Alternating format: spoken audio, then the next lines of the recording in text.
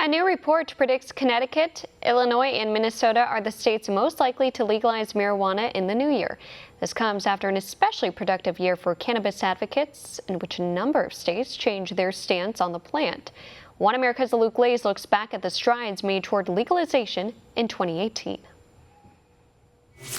2018 was a big year for marijuana reform in the United States. California kicked things off by legalizing recreational use of cannabis for people 21 and up at the start of the year, a move which generated over $60 million for the Golden State in its first quarter. Vermont was close behind, making the shift to recreational in January. In June, the FDA made history by approving the first prescription drug derived from marijuana, a CBD medication called Epidiolex, used to treat rare forms of epilepsy in children. Later that month, Oklahoma legalized medical cannabis, becoming the 30th state to do so. It was later joined by Missouri and Utah in November. The midterms also led Michigan to become the first Midwestern state to legalize recreational use. One of the biggest moments of the year came right at the end, when President Trump signed a landmark farm bill into effect on December 20th, which removed hemp from the list of controlled substances. The move opens up farmers to an all-new source of revenue, creating what experts believe could become a $20 billion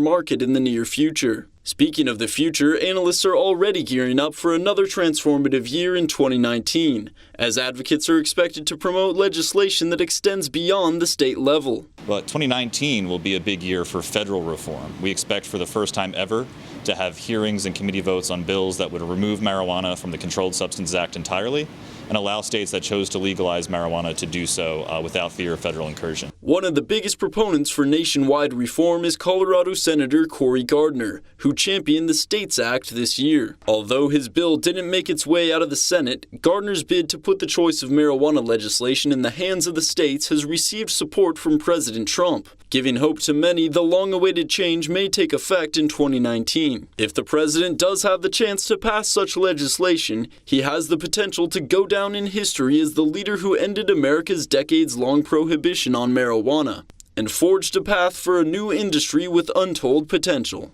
Luke Glaze, One America News. Want to see more videos like this? Click on the link below and subscribe to One America News on YouTube, and call your cable provider and kindly demand that One America News is added to your lineup. Call and subscribe today.